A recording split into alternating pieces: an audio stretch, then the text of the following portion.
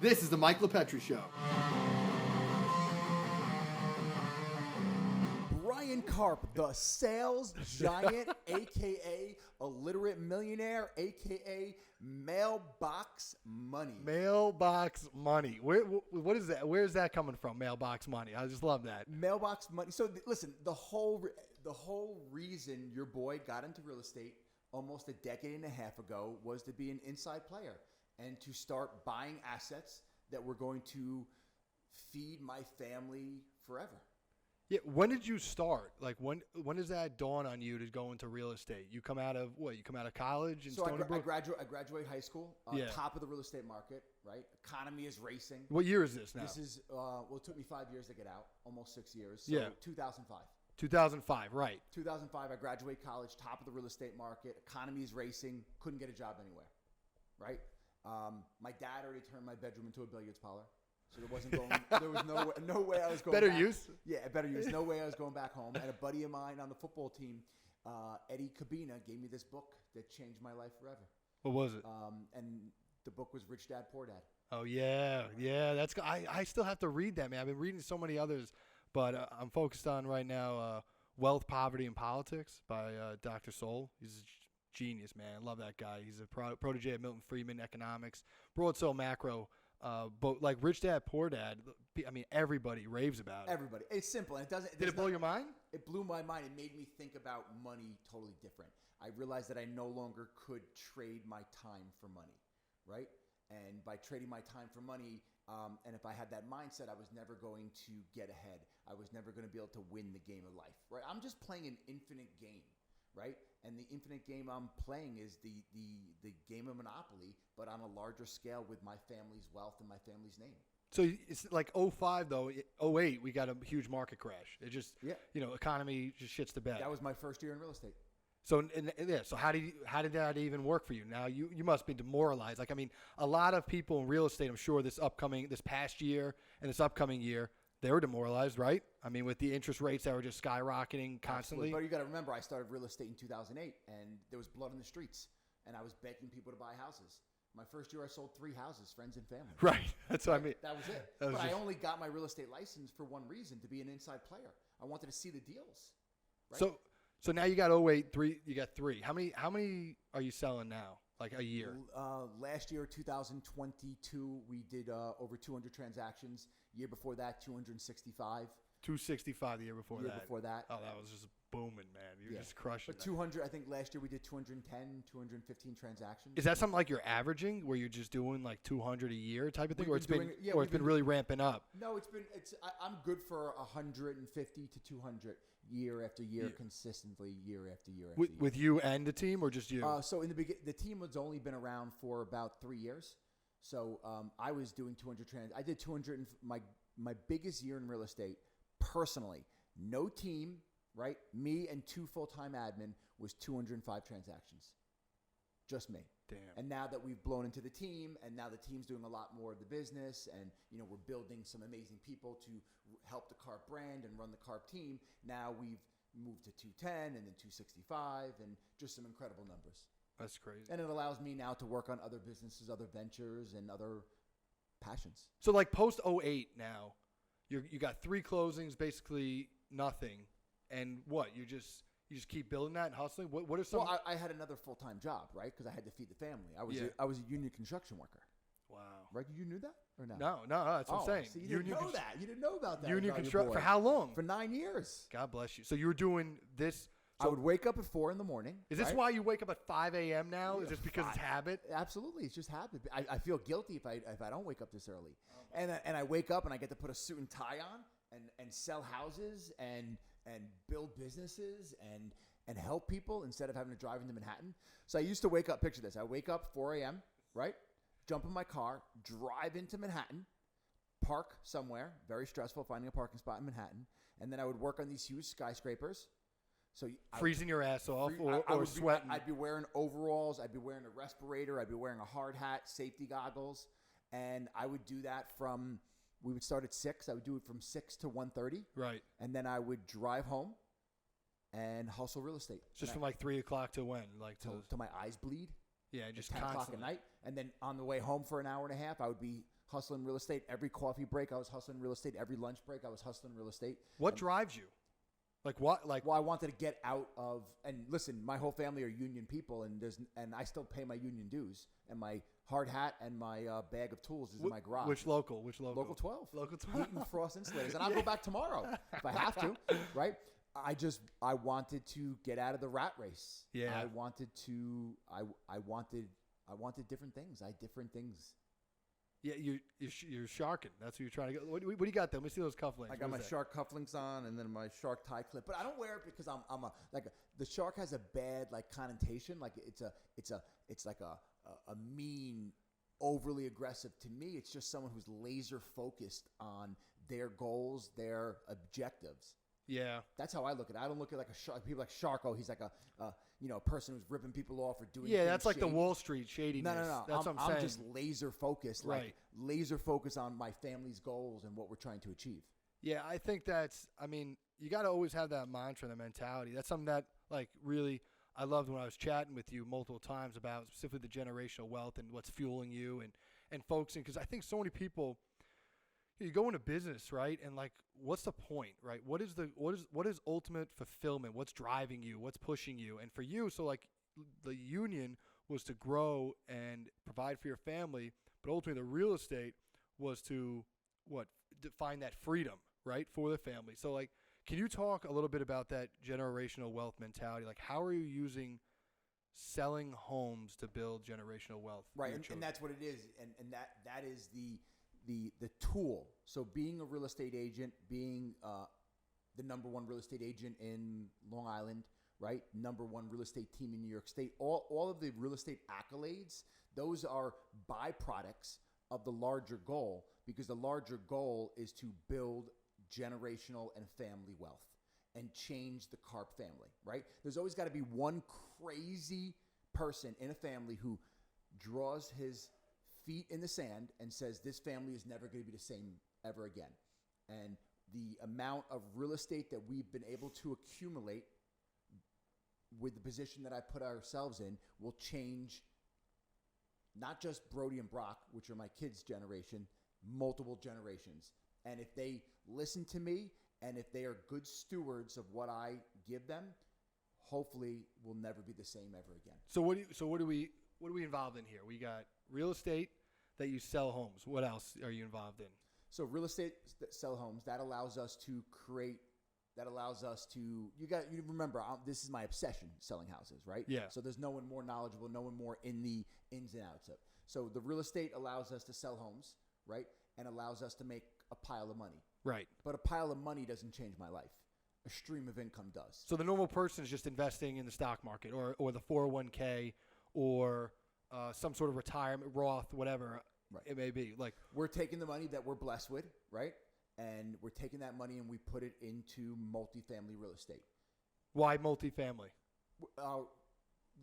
It's just because it gets us a better return on our investment. But our portfolio first started in the way beginning, just buying single family houses and renting them out. And now over the last few years, we've been transitioning out of the one families and two families into some little bit of larger projects. So how much? So someone wants to start it and they want to get involved in renting real estate, right?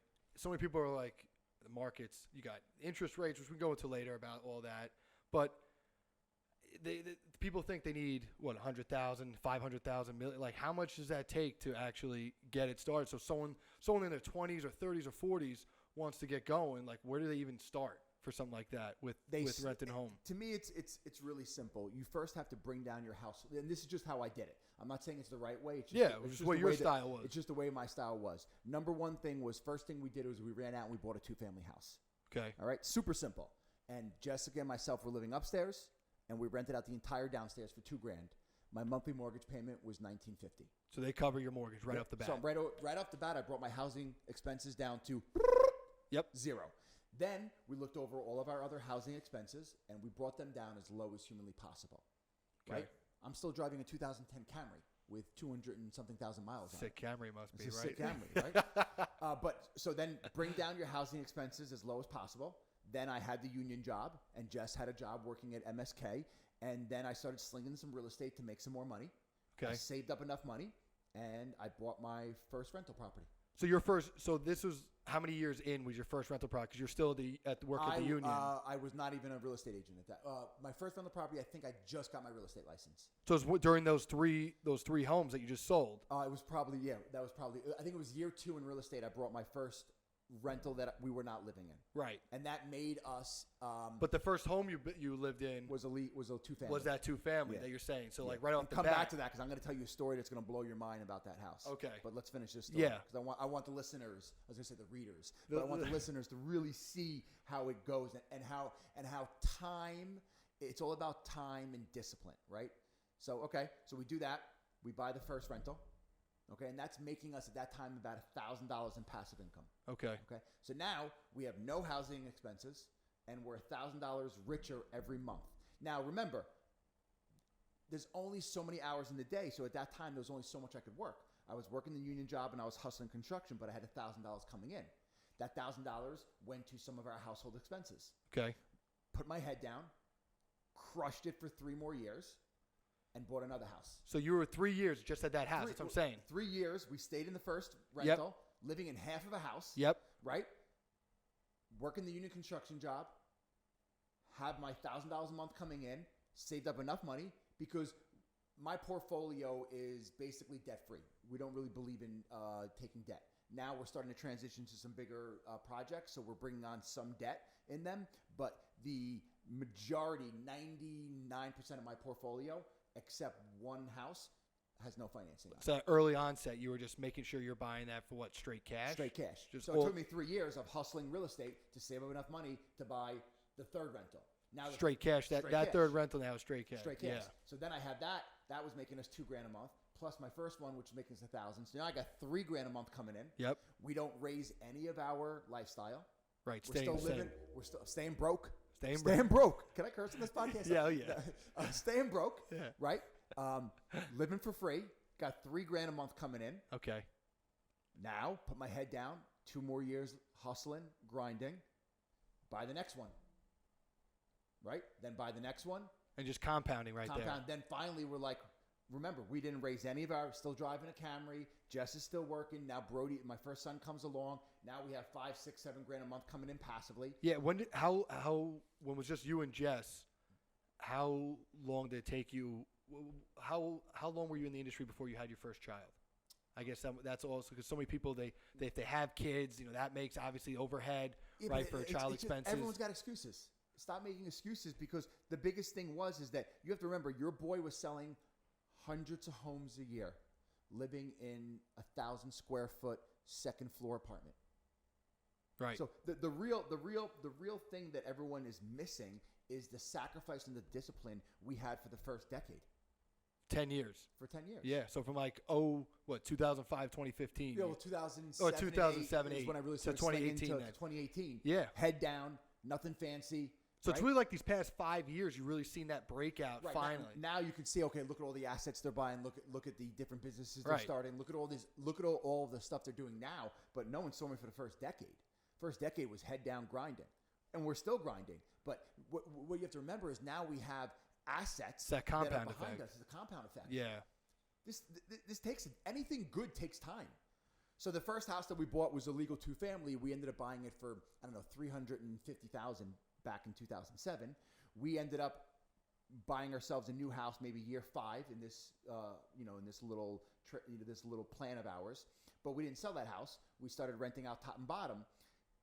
Long story short, late last year, 2022, we decided we were going to sell it. Now, at that time, that house had no mortgage on it. It was paid off by the tenants because we rented it for another 12 years. Oh, wow. So it was paid off by the tenants, and we sold it for $612,000, did a 1031 exchange. Yeah, that's big. Took that money and bought 2 more houses. Talk about the 1031 exchange a little bit, just for those that are unfamiliar with it. And remember, for everyone who's listening who doesn't know who I am a person who barely graduated high school. I read on a 3rd or 4th grade level, right? So my education is 0. I was the dumb kid in school. I was the kid who went to resource room. I was the kid who had special needs and had teachers helping him with everything. It's just I decided to get obsessed with wealth creation, right? Legacy, real estate, and money. That's all it is. Yeah. Instead of all the nonsense out there. So you think then fourth graders can read Rich Dad Poor Dad? Absolutely. Well, that's what I'm gonna once my kids are Brody and Brock are 9 and 10. They're a year away where I'm going to have them read that book. I already have them. They're having trouble with it, but I told them if they save up $500, once they save up $500, if they give it to me, I'm going to give them $10 a month for the rest of their lives. And I'm doing that just to show them the mindset that myself and Jessica and my family have, right? All investment mechanisms just to yeah. return. Exactly. Yeah, for the ROI. We don't put money into anything that doesn't give us money back, right? Right. So now we sell this house with a 1031 exchange. Basically, I'm just quoting a tax code, and it allows you to sell investment real estate and pay no gains on the taxes. Correct. And then move it into another investment vehicle. So we basically sold that house at a profit. Remember that house had financing on it because that was our first house. Yeah, you're shifting those gains to this other house. Yeah, now. but remember, over the 12 years, the tenants paid that house off to zero. The tenants that were there ended up paying us like $220,000 in rent.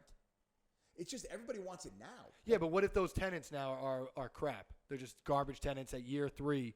They're like, I'm not paying you, and you have to go through legal channels. And the eviction process in New York sucks. I just walked through it. Yeah, I mean, how long did that take? So 10 months. 10 months. Yeah, you gotta have a stomach for it. Gotta have a tolerance for it. Right. So now, in terms of vetting process, were you vetting your tenants in that? At that time, we were doing it. Now today, I own a property management company that does all of that. What's that called? Gold Coast Property Management. That's all strict, and that does the vetting process. Does the vetting process, does the property management, because I realized that once you get yourself to the amount of doors that we have under management personally, we realize that it's not passive income anymore, right? Yeah, it's because you're just so actively monitoring. You're so actively dealing with tenants, toilets, termites, right? Right. So all that management. We realized the only way to really make it a passive act is bringing in property management. So, but someone that starts their first home, they should manage it themselves. But they get screwed with the tenant. That first home. You got to be very, very, very careful about who you put in. There's some amazing people out there. You just hear the horror stories. It's like my family members that that are big gamblers. All I ever do is hear about when they win. I never hear when they lose. Oh, right? It's classic. So it's the same thing with this. You hear all the tenant nightmare stories. Knock on this fake wood table. The Karp family has walked through 3 evictions. Never anyone that we personally placed. These are all houses that we purchased with people tenants in it for deep discount because we have the stomach and we have the the long-term mindset to be able to walk through it. But there's really, really amazing people out there. Is that like a strategy too, where you look for homes that have tenants in it? I don't look, but when they come to me, then if it's the right fit, we'll take it down. I'll buy anything that makes sense. That's a legal multifamily. We don't buy any illegal properties or properties with basement apartments or anything. You stay away from all that. Legitimate. We're see, that's what I'm saying. But you want to make sure up to code, you don't want to have it where town inspections on everything. Right. Rental permits on all the neighborhoods that need rental permits. Because once obviously you get the keys, it's on you. And if you don't want to get screwed with anything going forward. And think about the mindset that I'm trying to instill on my kids. Right. So we bought a small apartment building earlier this year. I brought both my boys there, and I walked them out of the car, and I walked them around the property, and I said, if you guys ever sell this property, I will come back from the grave and kill you. But I'm saying that to a 9 and 10-year-old, joking. Obviously, I don't think I can come back. No. You can haunt them. Maybe haunt them. But I just want them to remember that. I want them to tell their grandkids that story. Right. So they will never sell that house. Because some of these properties are such trophy properties that they don't come on the market. And if they do, it's every 100 years, right?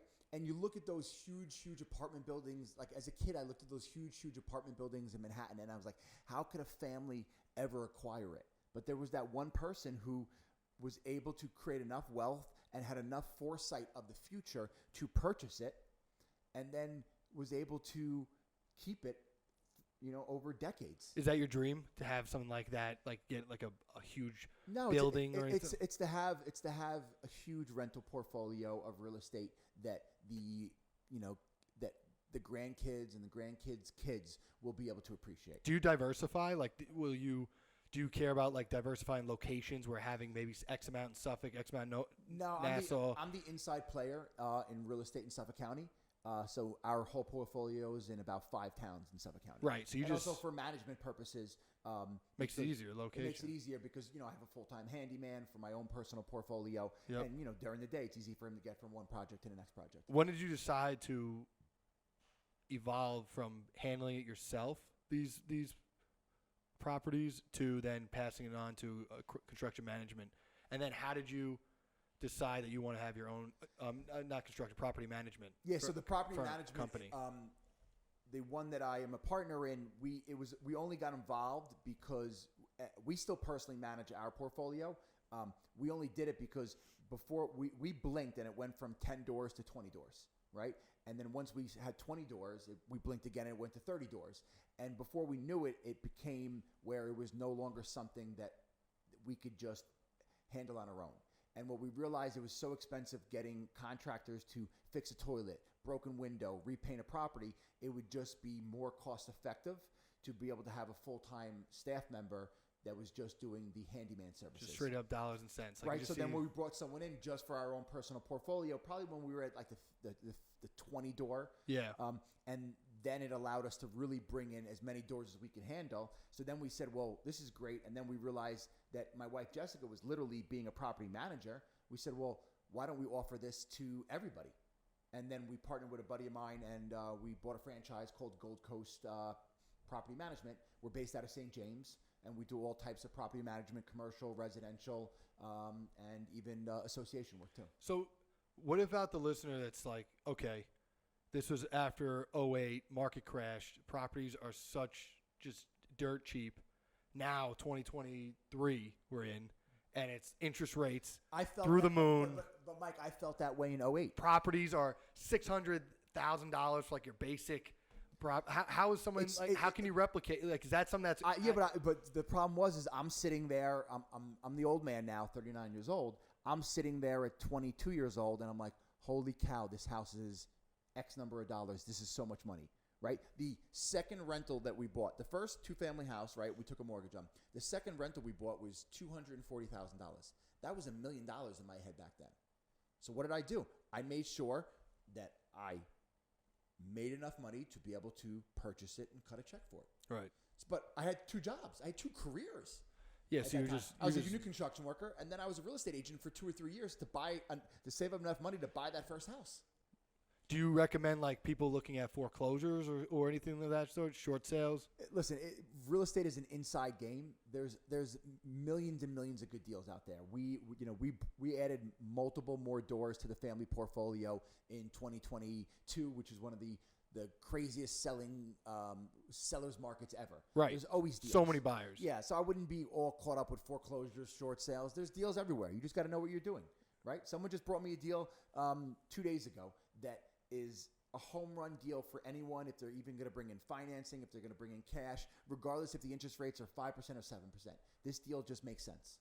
So with you buying, with mortgage now, so those people who are listening that want to get in this game and following that all cash mindset, I mean, you're not looking at high profile areas either. You're going to look at what's going to give you the best deal. So you didn't even care about really region, correct? Or locate or community or town or anything. It was areas. My first rental, the second property that we purchased was a block away from my first house I lived in. I'm all about local. Yeah. It's where I'm the inside But that's player. my point, because back in 2008, Suffolk County, it's not what it was today, right? It's just been booming now and building more but it and was more. Listen, $240,000 in 2008 was a lot of money. Yeah. I had to work my ass off for years to be able to save up enough money, live below my means, right? You look at the prices today and everyone's saying it's too expensive. No, how about shut your mouth, work your face off, and save up enough money? And they just if it costs, you had a $250,000 for a home. If the home now costs $500,000, or bring in financing or do something. Figure out a way to do it. Do you recommend bringing in financing, finding those? Today we're trying to take our portfolio, the value of the portfolio, and double it. So now we're starting to bring in some financing. But I had to have the core portfolio. The family portfolio was built like the pyramids. Yeah, right? It has to be super, super strong at the bottom. Right now, we could start bringing in some more properties with financing or take on more risk because our core is so strong. But in the beginning, I just didn't feel comfortable with bringing in financing. Right. We have one apartment building in our whole family portfolio that has financing. Do you have people that approach you that say, "Hey, Bryan, I have this property I'm looking at, but I can't cover it. You want to get in with me?" Like, does that happen often? We partner in a lot of businesses, but the family portfolio of real estate is just Jessica and myself. Yeah, just the two of you. Yeah. What happened with that first home you were saying about you want to come back to? Well, the You said 1031 exchange. It just that was the story. That's what you were saying. It shows the power of the money. It's real life monopoly, right? It's Karpopoly. You buy a greenhouse, yeah. right? You buy a greenhouse, right? The tenants pay it off. Yep. And then you take that money and then you move it into 2 other properties. And just keep splitting, basically. And then just keep splitting. Yeah. And that's the nice thing now about being in this game for over a decade. I'm able to look at properties that I purchased and say that I'm not getting the right return on my investment, right? Because the value of the property has gone up so much. Now it's time to take that, right, and move it into 2 properties or move it into a better asset. What is the overall, I guess, like the 2020s, now we're in 2023, so this decade, what's kind of your vision of or dream of what you aspire for this upcoming decade ahead of us, next 7 years to 2030? You have like a vision or plan? That we everything we do is a 5 to 10 year plan out, right? Everything that I envision, any opportunity, real estate acquisition, business acquisition, I look to see how is that going to be good for the Karp family in 3 to 5 years, right? That's how I look at it. So there's no what's good today or what feels good today, right? If what feels good today, you guys go outside and see what I'm driving, that doesn't feel good today. Mm-hmm. But driving a 2010 Camry, right? With my face on it, promoting, the real estate business. Your face is like all across the car. Promoting the real estate business is the best thing for the family. Yeah, it's that branding. It's the branding. And listen, at the end of the day, I never want to come off arrogant or, like not genuine. Like not genuine. Yeah, inauthentic. This has been my obsession from if the book of my life was written, it was supposed to be a union construction worker, right, that struggled his entire life, barely made ends meet, maybe owned a house, right? And I decided to burn that book and create my own book and become a businessman, an entrepreneur, right? Someone who can give himself to charities, somebody who could really help other people understand the power of creating wealth. And living in America, the greatest country in the world, you let an illiterate idiot like me turn into a multimillionaire. Right. I mean, that's the beauty about this country, right? Is that American dream in essence, which is that with that hard work, that diligence, that discipline, determination, you can make it to wherever you want to become, whatever you envision. And do the right thing. How about do the right thing? Do the right thing. Be genuine. Stand behind yourself. Stand behind who you are. Stand behind your brand. Yeah, there's a quote I always said when I was Assemblyman. I always said this quote that I love doing. I'm always going to do what's right, not what's easy. Because easy is it's just, to me, shortcuts, the laziness. It's doing what's right is sometimes you got to power through what's hard. And I remember, what was that movie? League of Their Own. Remember Tom Hanks? You see that about the women's baseball? Yeah. And he goes, the catcher's like, it just got hard. Like, it just got hard. And he's like, it's what makes it great is the hard. If it was easy, everybody would do it. Well, when I see hard, I know that is where that's where I need to be. Right. Whenever something's hard, I push through it. Do you do a lot of also like physical exercise, like working out, keeping yourself like? Do you believe in that, or is that like what's your mantra on that side? I'm also really big into that. I'm into self-improvement because I think that's important because it just helps you with your mental game, sharpness. It clears your mind, and something that I was like past couple of years, I was letting that lag, and something I just said to myself, I'm like, I gotta step that up again and just make that a priority for me. Where it's like focusing. I think so many people sacrifice other things themselves for others or other things that in essence hurts them long term. Mike, I'm a selfish person, and let me tell you, I want to be amazing and excellent at everything. So what I mean by that is I want to have the greatest marriage ever. Yep. I want to be the best father. I want to be the greatest business person, right? I want to be in the best shape of my life. Right. I want all 8 aspects to be firing at the highest level. I don't want to. So that's why when I say I'm selfish, that's what I mean. So some people think that you can't balance. Like, how do you balance that? Some people think you can't do all that. If you can't you could be a great father, a great husband. How do you be with the time with business and then physical exercise? How many people? I mean, how do you? They're not thinking big enough. Because you're looking at it from a sense of your day starts at you wake up at 5 a.m. and you're just like straight up just grinding, right? You're like right when you wake up, you're working out. The kids wake up, you're taking care of the kids. You're finding time to still date your wife, to go out with her, making sure she's a priority. You're working the business during the day, and then at nighttime, I mean, why can't I have it all? I want it all. I think you can have it all. I want it all. I think that's what life's all about. Right? Is you want more. You want all. You have to be disciplined and you have to be structured. You know, the mafia. If the mafia wanted to kill Bryan Karp, it'd be very easy, right? Because I'm the right. Because what I mean by they that, know exactly where to be. They know Fridays at 4 p.m. I have a hard stop. I'm going to be picking the kids up from school, and it's going to be family. What about weekends?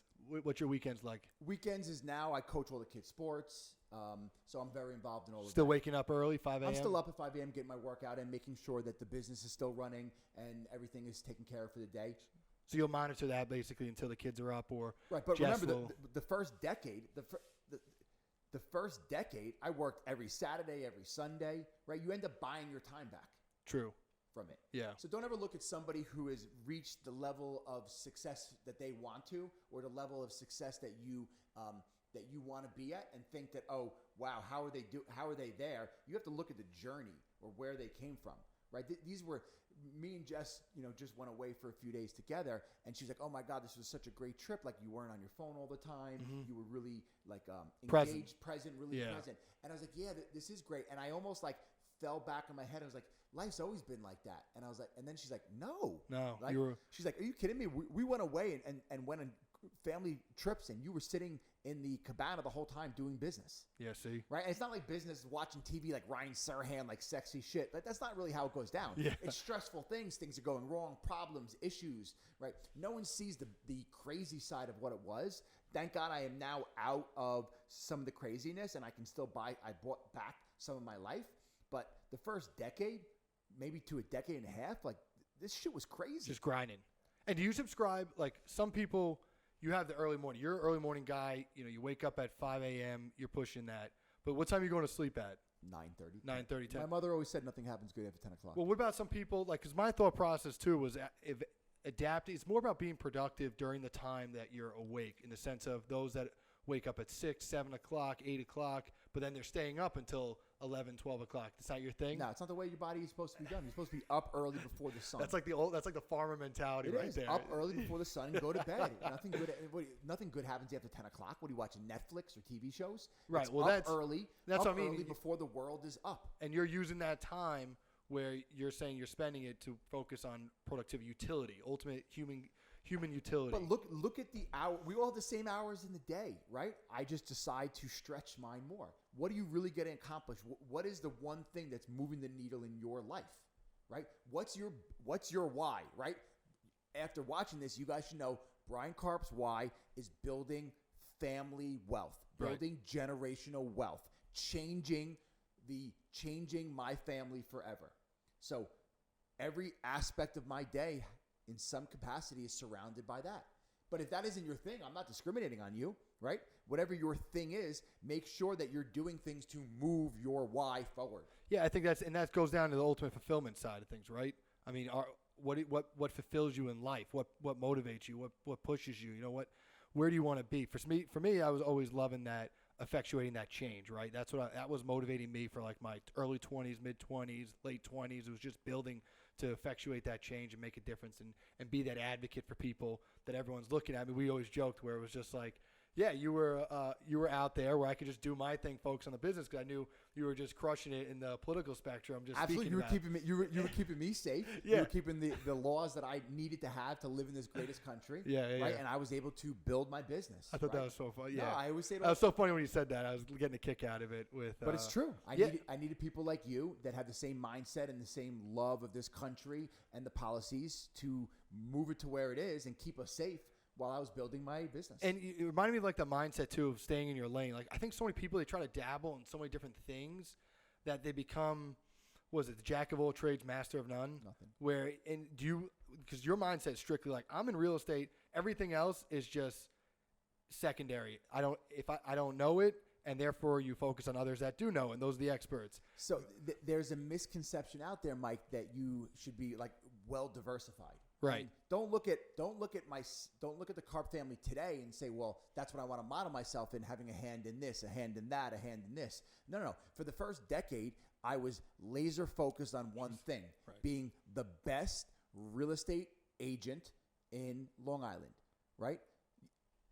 Just like look at Tiger Woods, right? Tiger Woods is the greatest golfer ever. He's a shit show in everything else. Yep. Right? But he was able to get through everything else and set his family up because he became legendary at one thing. Become legendary at one thing, right? And then when you get older, then you can diversify. Right. yourself. Because you got that foundation of the pyramid like you were talking about, right? Exactly. You got that built. And when did you leave the union to focus full time on real estate? I think so many realtors out there and others in business in general, even if you were trying to segue out into another industry, how do you know when the right time? I didn't know when the right time was. I needed Jessica to push me. So I had 1 month in real estate that I made more money than I did all year long in construction, and I still stayed for 3 more years.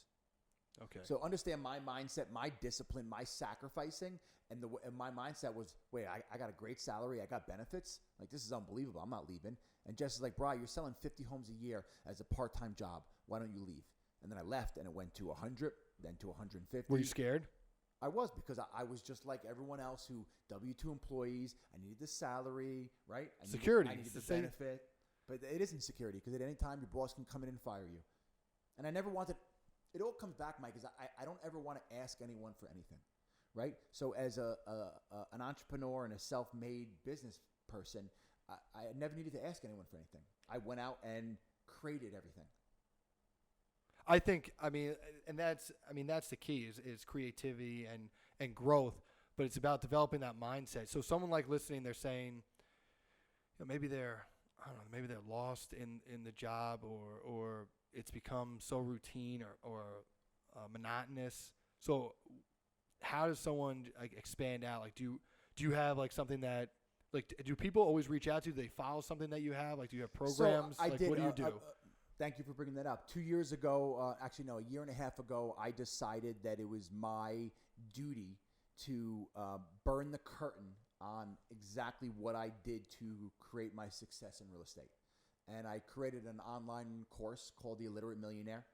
And basically what I did is during COVID, while everybody was home watching Netflix and putting on the COVID-10, I filmed my entire course. It's built up about 35 video modules, and I bring you step by step exactly how I went from selling 3 houses to my friends and family to over 200 homes. Really walking people through every all those single specifics. Step. I have my morning routine in there. I have every script. This course is good for any business owner, entrepreneur, salesperson. Right. And that's really what it is, because as a young man, I realized that I was never going to be a doctor. I was never going to be a lawyer because of my learning disability. Yep. If I was ever going to make the money that I needed to create the wealth that I envisioned for my family, there was only one way: sales. So I had to become the greatest salesperson in the world. And that's just your goal. That's your pursuit. And that's why I built the course. So this course, what's the website? It's www.illiteratemillionaire.com, or they can go on my Instagram, which is Bryan Karp LI, and you'll see a link to the Illiterate Millionaire course. Oh, this looks legit. Oh, we don't fool around. Yeah, we don't fool around. No, it's another business. It's another stream of income for my family. And you guys will hang out with me for multiple hours where I will walk you through step by step of that entire program. Yeah, talking about your backgrounds, questions, everything. How's that been since you launched it, what, in 21? 21, yeah. We have over 300 students across the United States. Oh, wow. And I have the success stories are even greater than the money that has created. Yeah. The success stories. What's a success story and that's the come text off messages? It's just changing the mindset. No one realized that in sales, nobody is going to call you. You have to call people. You have to bring in business, right? Real estate people just think this thing's going to ring. They just think people are going to find them. Mike, no one's going to find you. Not for the first decade. The first decade, you're going to have to bang on doors, call people, right? And rip people out of whatever they're doing to buy your product. Yeah. And then the next 10 years, if you do the right thing, they'll call you. I remember with running for office when you first run, nobody knows who the hell you are. You haven't done anything. What do I care about you? and I had to knock on 20,000 doors personally. 20,000 doors I had to knock on and talk to with all those different houses, people, Republicans, Democrats, Independents. It's always, but that's my point. It's about getting your ideas, your hustle, your spirit, the mentality out your there. energy. People Yeah, buy the energy. At the end of the day, my sales accolades are what they are, right? But at the end of the day, I think people hire myself and the team today because of our energy, our excitement, and the knowledge that you have, and that you're genuine. Like, people could read that. How do you keep building that knowledge for in the realtor? Every dollar the Karp family has is in Long Island real estate. So are you reading anything? How are you self-educating I'm yourself? always educating. I'm the guy. I'm the nerd who's the live stream of the Fed meeting. I'm watching it. Okay, that's right? what I'm saying. You're seeing what J-Pow's doing. Yeah, exactly. Yeah, okay. 100%. What do you think's happened with that? I think all of 2023 they're going to continue to raise the interest rates. I think it's going to 10%. I don't think we'll see 10%, but I watched that, and if you watched in December when he said he he's always very quiet about how he says it, and he always tries to be like hidden with the words, but I'm a very simpleton. He was like, listen, mother effers, I am going to continue to raise interest rates, and I'm going to even go a little bit above just so you make sure that I don't have to continue to do that once I start bringing them down. So in your 50 basis points, without a doubt, heading into March or February when the next meeting is, March, and I think he's going to keep raising all year long. Yeah, I'm very interested in seeing now what's going to transpire now with the Republicans in the House, Democrats in the Senate. Does he just try to blast it now out after the election leading into 24, and then 24 they can't stop inflation. They can't stop inflation. Yeah, it's going to be, but here's something for everyone to think about, right? So as over the last 18 months, 2 years, the real estate market has gone up substantially. Is that a correct fact? That's correct. Okay. It's happened because of inflation, right? But the person who owns, and every person who's a homeowner who's watching this has now an extra $50,000, $100,000 worth of equity in their property, correct? Correct. What about the person who owns 10, 20, 30 houses? It's multiplied. Right? So the government, when they inflated the dollar bill and drove us into this crazy inflationary climate, they have just made the owners of real estate a lot more wealthy. And the Karp family's become a lot more wealthy over the last 2 years because of the printing of money that the government did and the inflation. Because assets, real estate, wood, right, glass, goes up in value. Right, they're going to retain its value, but the purchasing power now has diminished of the United States, which is what they're trying to, I guess, ultimately manage in the sense because you have more dollars out there that they've inflated by printing. Then obviously it's going to bring down the overall value of the dollar itself. But then again, obviously our neighbors across the Atlantic, they're having their own economic issues. So with that said, then we need more inventory. You saw Kathy Hochul, she's put out in her state of the state 800,000 units of affordable housing in and around New York City, and especially on Long Island. What's your thoughts on that? Listen, I'm a landlord. I love it. Keep it coming. The more affordable housing. Listen, Long Island's unaffordable for the young generation, unless you're going to be a hustler and a grinder and make it happen. Do you think so? One of the things she was talking about was where is it? The developer's proposal. I got an article here. If developer this is from New York Post. If a developer's proposal is rejected by local officials, a new state housing approval board would have the power to overrule them and allow construction. Officials says. During her speech, Hochul claimed her plan was not a one-size-fits-all approach. I'm going to be interested to see how that develops. Obviously, the language needs to come out, etc. And I guess why I never really stay up to date with stuff like that is it's so much of it is just talk. It's also ever changing and BS. And how does it really? Wait, are you saying politicians are just all talk and no action? The reason that I can't have a corporate America job is we decide for the Bryan Karp team, right? Yep. The Bryan Karp team for real estate. We decide to do something within a few hours. It's deployed. It's happening. Like I can't stand this. She'll make an article, and maybe in 5 years something will happen. Well, it's over like the next decade. Probably. Oh my God! Yeah, a decade. I mean, it's because you got the bureaucracy, you got the legislation, you got to draft. That moves too slow for me. I'm like government moves. I need it. I know. Now. That's it. Like I'm ready to start digging into the ground if she wants me to. Let's shovel ready with Bryan Karp. Shovel ready with Bryan Karp. Like tomorrow. How do we do this? Right? I'm ready to put the house up. Whatever we got to do. I think it's gonna be interesting to see, but this has been really great. I really appreciate all your time, man. This is such a blast. Look forward. People find you by going on Instagram. Find me on Instagram. Find me on YouTube. Bryan Karp LI on both of them. Throw Bryan Karp into Google. You'll see my handsome face. And seriously, if there's anything I could do to help anybody who is like-minded and just wants more for them and their family, I'm always here to help. They can hit you up, DM you, just no big deal. Yeah, Slide into your DMs. Is that I don't know if Jessica's gonna see that's appropriate, but as long as it's appropriate, slide into my DMs. Awesome, buddy. Awesome. Thanks, man. I appreciate My pleasure, it. pal.